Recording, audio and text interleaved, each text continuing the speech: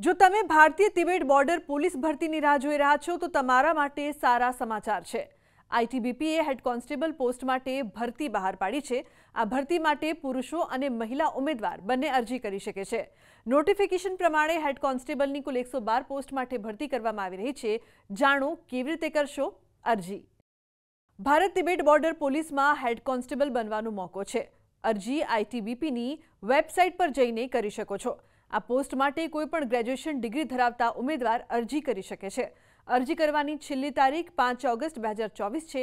ITBP હેડ કોન્સ્ટેબલની post પર ભરતી માટે ઓછામાં ઓછી ઉંમર 20 વર્ષ હોવી જોઈએ।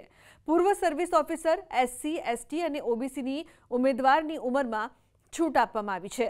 અરજી કરનાર ઉમેદવારોએ માન્યતા પ્રાપ્ત યુનિવર્સિટીમાંથી સાયકોલોજી, મનોવિજ્ઞાનમાં ગ્રેજ્યુએશન કરેલું હોવું જોઈએ અથવા એજ્યુકેશન ટીચિંગમાં ગ્રેજ્યુએશન કરેલું હોવું જોઈએ। આઈટીબીપી હેડ કોન્સ્ટેબલની પોસ્ટ માટેની અરજી કરવા માટે 100 રૂપિયાની ફી જમા કરાવવાની રહેશે। પૂર્વ સેવા નિવૃત્ત કર્મચારી, મહિલા, એસસી અને એસટીના ઉમેદવારો માટે અરજી નિઃશુલ્ક છે। આઈટીબીપી હેડ કોન્સ્ટેબલની પોસ્ટ માટે જો સિલેક્ટ થયા પછી લેવલ 4ના પે મેટ્રિક્સ પ્રમાણે 25,000 રૂપિયાથી 81,100 રૂપિયા સુધીનો પગાર મળે છે।